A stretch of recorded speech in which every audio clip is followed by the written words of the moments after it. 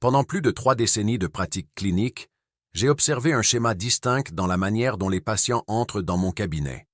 Il y a un contraste frappant entre ceux qui entrent avec confiance par leurs propres moyens et ceux qui ont besoin d'aide, que ce soit d'un membre de la famille, d'une canne ou d'un fauteuil roulant. La plupart des gens supposent que la ligne de démarcation entre ces deux groupes est simplement l'âge, ou peut-être la douleur chronique, ou même simplement une mauvaise génétique. Mais la réalité médicale est souvent beaucoup plus simple et significativement plus urgente. Le facteur principal déterminant votre indépendance en vieillissant est la force des jambes. Il ne s'agit pas de musculation ou de sport. Il s'agit d'un processus biologique silencieux qui commence à s'accélérer de manière agressive après 60 ans. Nous appelons cette condition la sarcopénie. C'est la perte involontaire de masse et de force musculaire squelettique. Les statistiques entourant cette condition sont préoccupantes et elles exigent votre attention immédiatement. Des revues cliniques suggèrent qu'après 60 ans, vous pouvez perdre entre 3 et 5% de votre force musculaire des jambes chaque année si vous n'intervenez pas activement. Cela se produit silencieusement. Vous ne vous réveillez pas un matin incapable de marcher. Au lieu de cela, le déclin est insidieux. Il se manifeste dans des micro-moments. Cette hésitation d'une fraction de seconde avant de descendre d'un trottoir, le besoin d'utiliser la coudoir pour vous pousser hors d'un canapé profond, ou la sensation qu'un escalier est significativement plus raide que l'année précédente. Ce ne sont pas des symptômes inévitables du vieillissement. Ce sont les signes avant-coureurs d'une défaillance musculaire. Maintenant, abordons l'idée fausse la plus courante que je rencontre dans ma pratique. Lorsque les patients réalisent qu'ils ralentissent, leur instinct, et souvent les conseils qu'ils reçoivent, est de marcher davantage. Bien que je ne découragerai jamais la marche car elle est fantastique pour votre santé cardiovasculaire, votre circulation et votre humeur, nous devons être médicalement précis ici. La marche seule n'arrête pas la sarcopénie. Une étude pivot de l'université McMaster a suivi des adultes entre 60 et 80 ans et a constaté que la marche habituelle ne préservait pas de manière significative le type de puissance du bas du corps nécessaire pour prévenir les chutes ou se lever de manière indépendante. La raison en est liée au fonctionnement de nos fibres musculaires. En vieillissant, nous perdons préférentiellement les fibres musculaires de type 2. Ce sont les fibres à contraction rapide, responsables des mouvements rapides et puissants, comme se rattraper quand on trébuche. La marche sollicite principalement les fibres d'endurance à contraction lente. Pour préserver votre indépendance, vous devez challenger les muscles contre une résistance. Le système nerveux est très efficace. Si vous n'exigez pas de force de sa part, il cessera d'entretenir les voies neuronales qui génèrent cette force. Le résultat est un corps qui bouge plus lentement, plus prudemment et avec moins de confiance. Cependant, la solution n'est pas de s'inscrire immédiatement dans une salle de sport à haute intensité, ce qui peut être intimidant et risqué pour des articulations qui peuvent déjà souffrir d'arthrite. L'intervention la plus efficace est une résistance ciblée, effectuée sur une chaise, qui isole spécifiquement les muscles responsables de la mobilité et de l'équilibre. Nous allons discuter d'un protocole de 5 mouvements spécifiques. Ils sont sûrs, ne nécessitent aucun équipement et inversent directement l'arrêt neurologique de vos muscles des jambes. Avant d'aller plus loin, prenez un moment pour noter votre âge et d'où vous nous regardez dans le monde. Nous nous efforçons de lire et de répondre à chaque commentaire, car il est vraiment encourageant de voir une communauté mondiale de seniors prendre des mesures proactives pour protéger leur santé. Si vous trouvez ces informations utiles, veuillez aimer cette vidéo, la partager avec un ami qui a besoin de l'entendre et vous abonner à la chaîne si vous êtes nouveau ici. Nous commencerons par un mouvement qui est souvent sous-estimé car il semble trop simple, pourtant il cible le muscle quadriceps fémoral, le grand groupe musculaire à l'avant de votre cuisse. C'est l'extension du genou en position assise. En gériatrie, nous considérons les quadriceps comme le moteur principal pour se lever.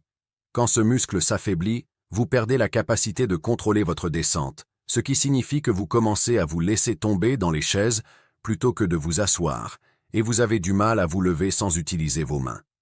Une étude de l'Université de Pittsburgh a en effet identifié la réduction de la force des quadriceps comme un prédicteur puissant d'une future incapacité de mobilité. Pour effectuer ce mouvement correctement, nous nous concentrons moins sur la levée et plus sur la descente. Vous vous asseyez droit sur une chaise ferme, en veillant à ce que vos hanches soient complètement en arrière pour soutenir votre colonne vertébrale. Vous tendez une jambe jusqu'à ce que le genou soit droit, en marquant une brève pause. C'est la phase concentrique. Mais la magie opère lorsque vous abaissez la jambe. Vous devez prendre 3 secondes complètes pour ramener votre pied au sol. Cette descente lente et contrôlée est appelée charge excentrique. Elle crée des adaptations microscopiques et sûres dans le tissu musculaire qui stimulent la réparation et le renforcement sans solliciter l'articulation du genou. Si vous faites cela pour 8 à 10 répétitions par jambe, vous indiquez à votre corps que le genou doit rester stable sous tension.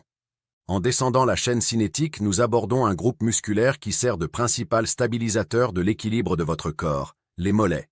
Plus précisément, les muscles gastrocnémiens et soléaires. De nombreux seniors ignorent leurs mollets, pensant qu'ils ne sont utiles que pour les athlètes. Cependant, biologiquement, vos mollets agissent comme votre connexion au sol. Lorsque vous êtes debout et que vous oscillez légèrement vers l'avant ou l'arrière, ce sont les muscles du mollet qui se contractent par réflexe pour vous ramener au centre. S'ils sont faibles, cette oscillation se transforme en chute. Des recherches de l'Université de Kyoto ont montré une corrélation directe entre la faiblesse des mollets et le risque de chute, indépendamment de votre forme physique par ailleurs. L'exercice ici est l'élévation du talon en position assise. Les pieds à plat sur le sol, vous soulevez les 2 talons aussi haut que possible, en mettant la pression sur la plante des pieds, puis vous les abaissez lentement. Cela renforce la cheville. En vieillissant, nos chevilles ont tendance à devenir raides et faibles, réduisant notre proprioception, c'est-à-dire la capacité de notre cerveau à savoir où se trouvent nos pieds dans l'espace.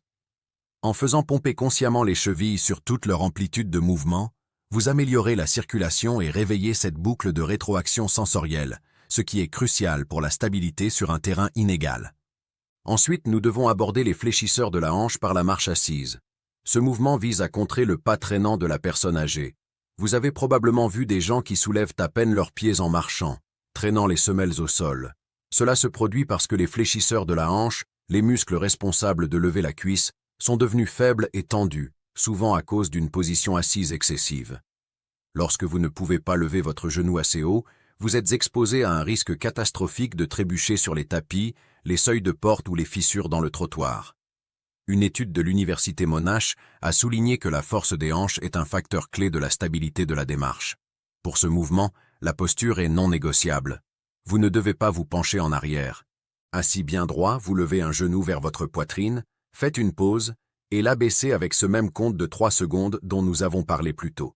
Cela exige que vos muscles abdominaux et vos hanches travaillent ensemble. Cela force le fléchisseur de la hanche à s'engager pleinement, ce qui aide à garantir que lorsque vous marchez dans le monde réel, votre pied dégage bien le sol à chaque pas, réduisant considérablement la probabilité d'une chute par trébuchement.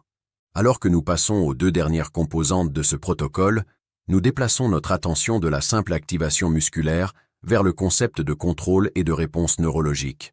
Le deuxième exercice le plus critique implique la chaîne postérieure, les fessiers et les ischio-jambiers, à travers un mouvement que j'appelle le contrôle de l'assise en arrière, ou un retour de squat partiel. D'après mon expérience, l'incapacité à contrôler son corps contre la gravité est un précurseur majeur des blessures. Lorsque les muscles fessiers s'atrophient, nous perdons le système de freinage du corps. Une étude de l'Université de la Colombie-Britannique a révélé que les seniors manquant de ce type spécifique de contrôle excentrique étaient plus de 2 fois plus susceptibles de faire une chute. Pour entraîner cela, nous inversons le conseil habituel, passer de la position assise à debout.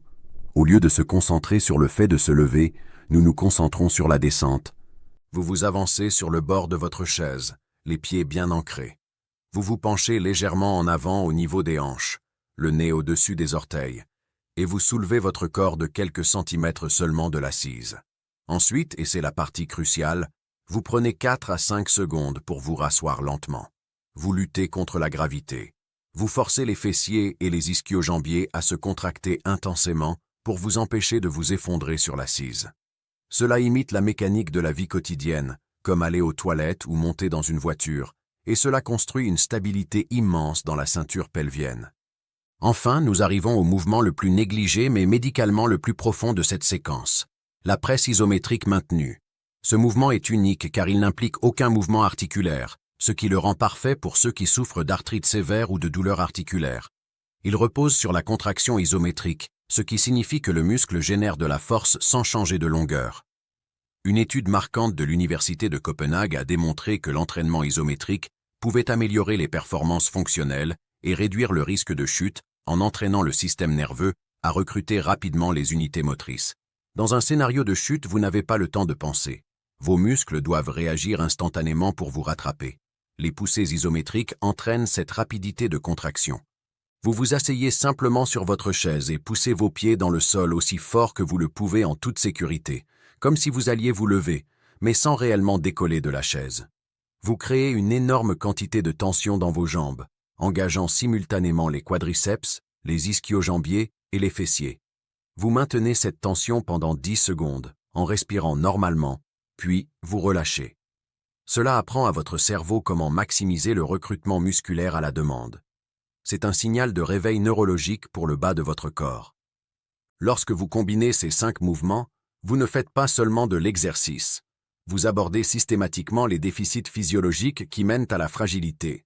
Vous renforcez les extenseurs du genou pour vous lever, les mollets pour l'équilibre, les fléchisseurs de la hanche pour franchir les obstacles, les fessiers pour contrôler la gravité et le système nerveux pour réagir rapidement. C'est une prescription pour l'indépendance. Cela ne nécessite pas des heures à la salle de sport. Cela nécessite de la constance. 2 à 3 séances par semaine peuvent fondamentalement modifier la trajectoire de votre vieillissement. Souvenez-vous, le but n'est pas d'être à nouveau jeune. Le but est d'être fonctionnel, capable et indépendant aussi longtemps que possible. Votre corps est incroyablement résilient, et même après 60 ans, il est prêt à devenir plus fort si vous lui fournissez le bon stimulus.